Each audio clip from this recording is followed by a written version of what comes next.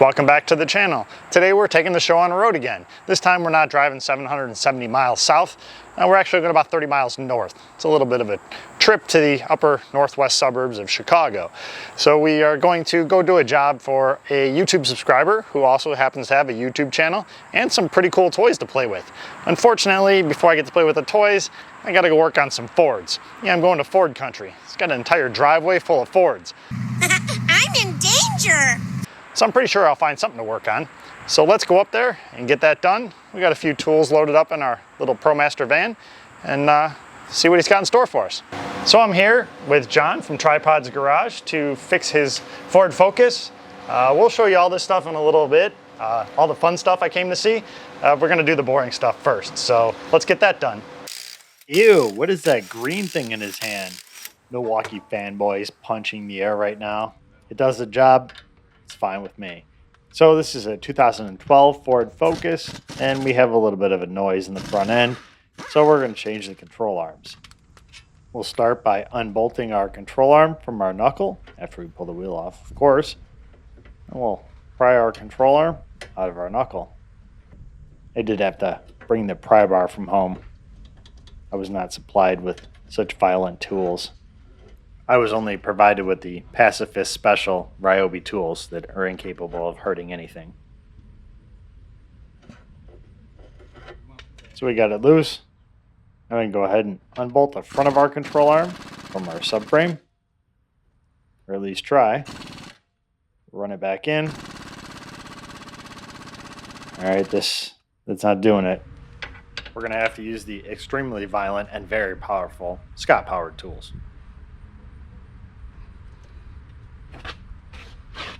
Alright, need a better grip. And this is where experience comes into play. It feels like it's getting loose, but I've done this enough to know it's not loosening, it's twisting, and we're going to snap that bolt off. If we keep going, we're going to turn our half-hour project into a half-a-day project. To avoid that, we're going to go ahead and heat up the nut on our subframe. It's welded to it. There's a conveniently placed hole there to allow salt in there to corrode everything to make this job more complicated. But we're going to use that hole to heat up our nut and hopefully enough to get that bolt out of there without breaking anything. So I was provided with a propane torch with this really cool flexible head on it. I've never seen one like that, but it worked great. Have no fear, I did find one and added it to my Amazon store. Link is in the description if you want to check it out. So when I say that the nut is welded to the subframe, I mean it's welded inside the subframe. That's why we have to use that little hole that Ford left there for all the salt to get into to heat this thing up, because you can only see it through that tiny little hole. Which also means it's going to be a pain should we break this bolt off to get the rest of the bolt out.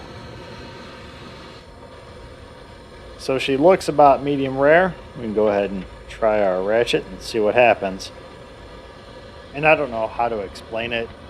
You just know from experience when a bolt's ready to break.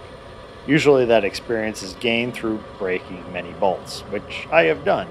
So luckily we got it to start spinning, and I'm pretty sure that we can take our torch away and our impact and take it from here. We got our bolt loose, and as a consolation prize, it wasn't frozen in the bushing. And it's not that hot, so I can grab onto it. Now we got to go ahead and pull the rear control arm bushing mounts out. These bolts go all the way through. They have nuts on the top, and Ford decided to make them multifunctional, so they also hold the sway bar to the top of the subframe, which makes it lots of fun to realign. We got one. Now we got to figure out how to get a wrench in here to get the other. And that angle isn't going to work. Recalculating. Recalculating. It didn't work the first time. It's not going to work the second time. All right. Looks like we got to climb under. We'll hit it from the back. Giggity.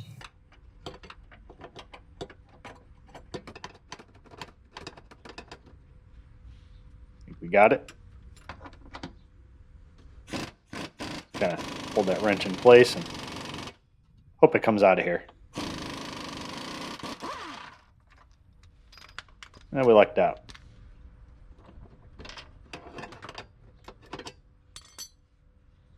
Lost the nut up there somewhere. We'll worry about that later. And then you go ahead and pull that bushing and mount, bracket, whatever you want to call it, off of our subframe. Not going to do it by hand. We're going to need a little help. We got a little movement there. We're going to go ahead and turn the wheels. That gives us a little more room to get our knee assembly out and makes it easier to get this off the subframe. Hey, Scott, did you bring the right hammer for the job? Because, you know, everyone says you don't use the right hammer. I brought a hammer. I have a feeling it's going to be the correct hammer. We'll knock our control arm out of our knuckle with the incorrect hammer, at least for now. And we're ready to put our new control arm in here. Nice and shiny. It's clean, so it must be good.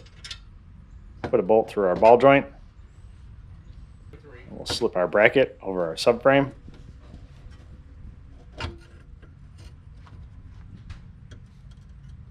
Maybe I should have done that first. I don't know. We got it up and over there. We also have to get it underneath our sway bar. Put the bushing in the front. Now we can start putting our bolts in once we get it all the way in there.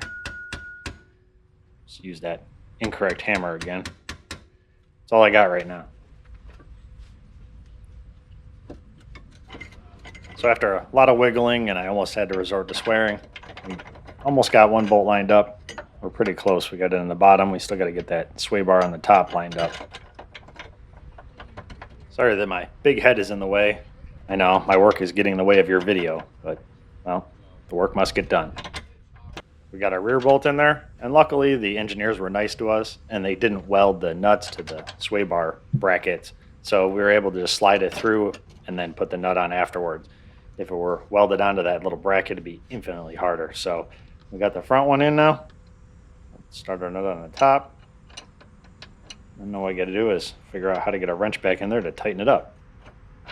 But that should be the slightly easier part.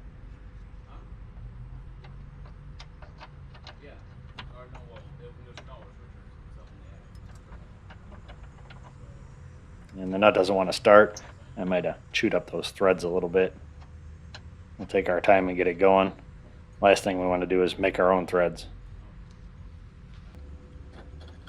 We can put our bolt in the front. Thread it into our subframe. Then we're going to snug it up, but we're not going to tighten it all the way just yet. We'll put our nut on our ball joint.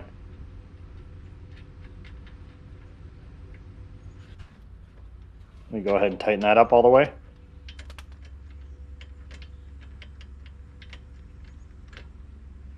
This is a style that pinches the knuckle over the ball joint. Ford loves to use it. I can't stand it.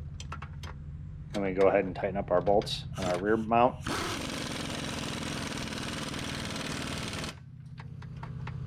Try and get our wrench back. If I remember correctly, this is how we got it the last time, so we'll try that.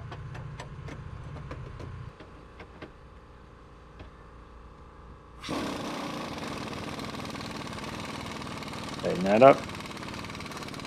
And I believe at this point our wrench has now become one with the vehicle, so we'll just have to charge double for the job.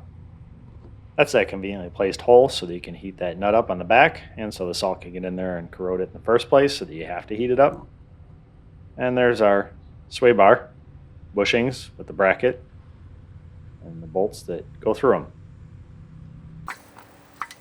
Now we're going to go ahead and tighten up that front bushing, but we need to load the suspension in order to do that, otherwise our bushing is going to be stressed. I'll go ahead and tighten it up, and it's level where it'll be driving down the road. That completes the installation of our control arm on this side, but I did take it on a test drive before I started working on it, and we did have a noise coming from the front end. And I think I found the problem. Somebody's been here before, and this upper sway bar link is a little bit loose. So we're going to go ahead and tighten it up. Get a pair of vice grips on the back side of it. Try not to damage the boot.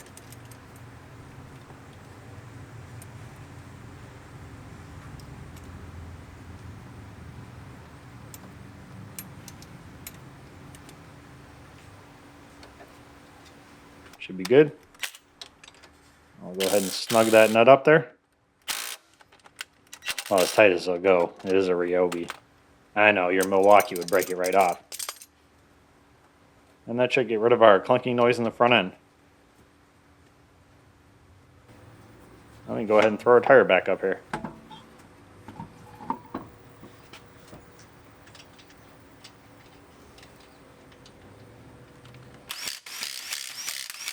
Now we have to do this side, but it should be the same as the other side. If there's any problems, I'll bring you along, but just consider it the exact same as the other side, only backwards. Okay, so yeah, there is a little bit of a problem. We got to get that bolt out of here, and we didn't even have to heat this side up. It came right out. Unfortunately, they put a 2-liter problem right in the way. In order to back that bolt out of there, we had to loosen up the compressor, the line. There's a bracket or a shield underneath it, and that wasn't even enough. It was almost enough just to tease you. But then we also had to loosen up this upper engine mount and jack it up just a little bit. I didn't pull those bolts all the way out. I just loosened them and jacked it up enough to slide that bolt out of there. Now we have our new control arm in there. Everything's bolted up. We're going to go ahead and tighten up our engine mount again to our frame rail. The front goes in no problem. This back one, it's being a little stubborn. I'm going to back this off a little bit. Make sure it's not misaligned. You can't seem to get it started. I did find out from the owner that somebody has been here before. The last time they took it out, they did have a little bit of a struggle. So we're going to have to make some new threads. We're going to run a tap down in there, clean up the threads, because this does thread right into our frame rail. The last thing I want to do is mess up the threads that are inside of our frame rail. That would be worse than breaking that bolt off and a lower control arm on the other side. So we're going to take our time. Bolt came out of there, but I don't know what's wrong with it. It won't go back in. I tried switching the bolts, and it didn't make any difference. There's definitely something wrong with the nut that's in our frame rail. So we're just going to clean up those threads and hope for the best. Also put a little never sees on there to make it easy on the next guy.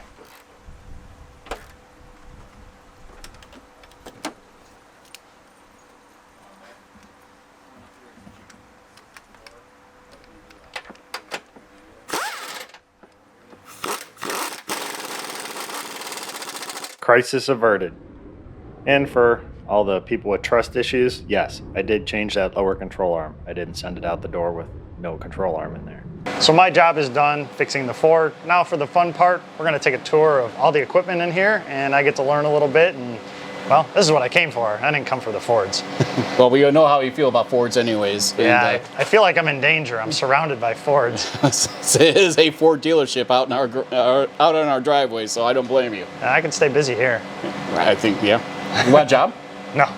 Let's just start with the first piece of equipment right here. Okay, well, this is an ArcDroid. This was actually, I purchased this machine. I always wanted to get into CNC, or actually plasma CNC. So it runs off the plasma on the bottom, and it has this articulating arm on the top here. And what's really cool about this is you don't need to know anything about CAD or anything. You can take the stylus and hook it up to the arm. You remove the torch. You can just trace whatever you want. They actually call it simple trace, and it'll remember, and you could just cut it out that way. This was actually only my second attempt of using it. Did this in Fusion 360, and this took about like 5-6 minutes to cut out. And everything that you see here is on my YouTube channel for all the equipment that you're going to see today. But I really want to get more into this because it's a huge investment for me. And to me, it's just fun. The problem is, it's anyone that's dealt with plasma, it's dirty. And I don't have a water table. Otherwise, right now it's mobile. I will just put it outside. But definitely a fun piece of technology. And it's industrial. And it doesn't take up much space. That's what I was looking for. Okay. All the equipment that we're showing you will be linked in the description. So if you want to see it in detail, you can check out John's channel, Tripods Garage, and see all these things up close and personal. What's our next machine? This is WeCreate. It's a 40-watt laser. It's all enclosed. I used to do a lot of reviews of lasers, and they're all open, but they're highly dangerous. You can do lots of things with lasers. This is a glass cutting board. You can feel that it's actually etched. You actually etch it on the back, and that way you don't feel it on the front. and it's all enclosed. It's definitely a unique laser. This is what's called a 455 nanometer. So it's good for more of natural materials. To do the glass, you need what's called an interface layer. It's all on the channel on how I did it. And this was, if you want to talk about clean cuts and engraving, this is just basswood. You can see how it engraved right into the wood. Okay. And then look how nice and clean that cut is. All done with the laser. Pretty cool. Yep. And there's lots of different manufacturers out there that are creating these. It's becoming really popular, like for home use and businesses. And you know, there's lots of competition out there. Ignore this guy. He's a British guy. Don't. He's actually a funny dude. So, but here's another one. This Xtool S1, bigger format. It has a pass through here, so you can feed bigger material through. It has a conveyor system. So yeah, it's just another piece of technology. You could swap out the modules on here. Right now it has a 40 watt. You could throw a lower wattage on here, or even an IR module that'll engrave metals. And of course, we have the wall of shame. Yeah, the wall of shame. It's not a Milwaukee. I don't want it. I know. I mean, well, I'm not professional, so I don't need professional tools. No, neither am I. The YouTube experts are. Yeah, I got my degree at YouTube University. So now we're still in the laser section, but I tried to categorize my garage here into different sections. So we have 3D printing here, and these square boxes that you're seeing hanging up, these are actual laser engravers too. These are what we call open frame lasers. And anytime you use a laser, you want to make sure that you are wearing the appropriate eye protection, because think about it in the welding industry. You don't want to be welding without a welding helmet. It's the same thing with the lasers, and they're different frequencies, and you want to make sure that you have the correct filtered glasses for it. So open frame lasers are starting to die down a little bit for more of the enclosed. We got 2 resin printers over here. If you ever been to a dentist's office that do Invisalign, that's what these resin printers are basically doing. It makes the Invisalign and other things very highly detailed resin-based 3D printers. This is a CO2 laser over here. Haven't hooked it up yet. The thing weighs about 400 pounds. It's a 60 watt Mera 7, and believe it or not, we won that at a laser convention. So that's the wife's laser. So I had to teach her how to use it. She won it. I told her not to enter anything, but she did. And you always say we don't win anything, so you're not worried, right? Right. And we won it, of course. So here's the 3D printer section over here. You can see in here, this Bamboo X1 Carbon is actually printing a project right now. So these could be for industrial use or for home use. A lot of people will buy files or make files, and you could sell them for prototyping or functional parts or for toys. Multicolor is becoming more and more of a thing now. So these are the 4 printers I use the most, so they stay over here.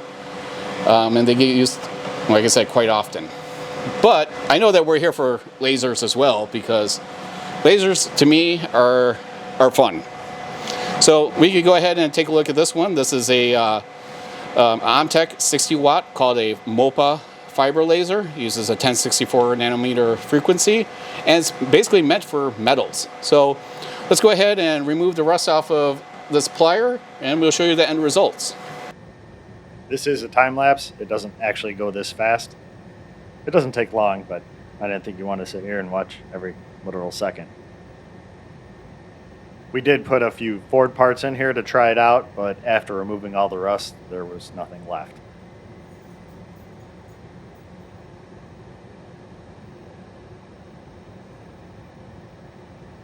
And that's our finished product. The flat spots get a little cleaner than the curved parts because the laser is able to hit it more directly. But if you spend a little more time, it'll clean everything up. Just takes off the surface rust. So here's some samples of what a fiber laser can do. This is a PMAG, and it's a polymer. So And you can see that it has a high contrast. This is permanent. It's not going to come off. It's the way that the laser interfaces, the beam interfaces with the material. So you basically have three settings. You have power, speed, and frequency. A combination of any of those settings could change the color.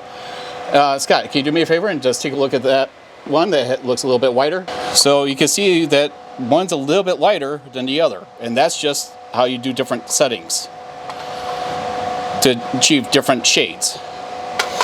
Now also with more plastics, again, this is not coming off. This, all it is changing the surface. It's interfacing with the surface, with the laser. It's very low power and fast. But again, it could do metals. Zippos are very popular. You can feel the etching on this. It's pretty deep. Okay. And that's, again, fiber lasers. And then you can do also what's called 3D engraving.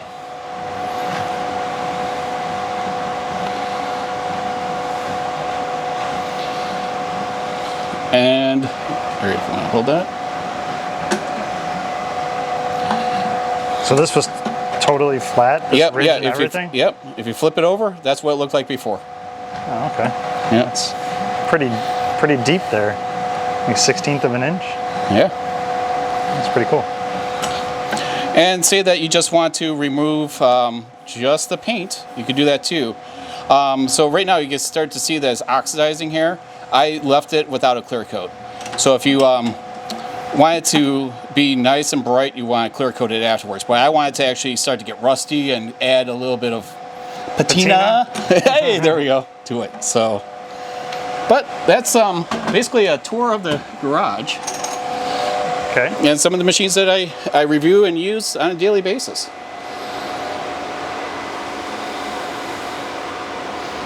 And those up there are, those 4 things up there are all 3D printed. Okay. I heard that you like RC cars. The supervisor likes the RC cars. Probably more than me. I've been into RC cars for about 38 years. A lot of those are original from when I used to race as a teenager.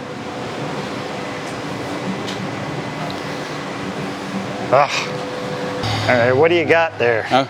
Well, Scott, I heard that you know, there's a lot of people out on the internet because you know the internet's always right. Of course, that's where the experts live. It's true. So people have been saying that Pittsburgh and Snap-on are the same company. Okay. So, you know, there's a lot of things of people saying that, you know, torque to manufactured specs. I figured that I could help you with that. Oh, okay. You don't like the torque wrench I use? No, I do. It makes a very consistent clicking sound. It does.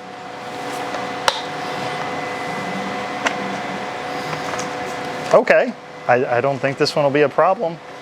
As long as it's not broken. I've had a problem with some of these. Every time I tighten things up, they make this funny sound. It might be that silent click that you've always been looking for. Okay. Thank you. No problem. And now it's time to silence the tool experts. You know, those people that are always telling me I'm using the wrong hammer for whatever job I'm doing. Well, from this point forward, I will no longer be using the incorrect hammer.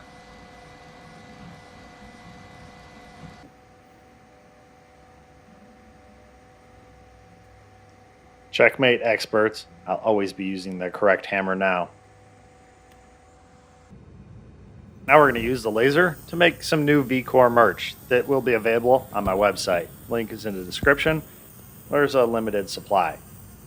These are coasters, and we'll have a couple different styles. Here's our second style that I requested, mainly because it was in Mr. Spotty's contract that I had to provide merchandise, so here we go.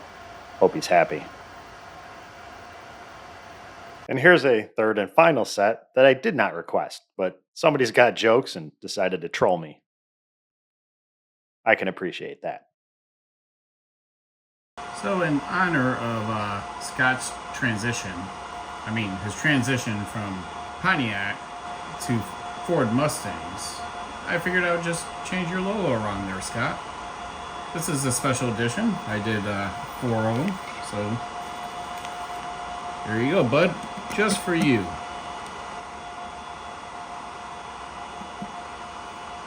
So there's a link in the description to all the videos from John's channel. There's also a link down there if you want to buy any of the merch that John made for me. And all proceeds from the Mr. Spotty coasters go to help Mr. Spotty's legal defense fund. Yeah, he's still fighting those arson charges and some domestic terrorism, but we'll get into that in another video.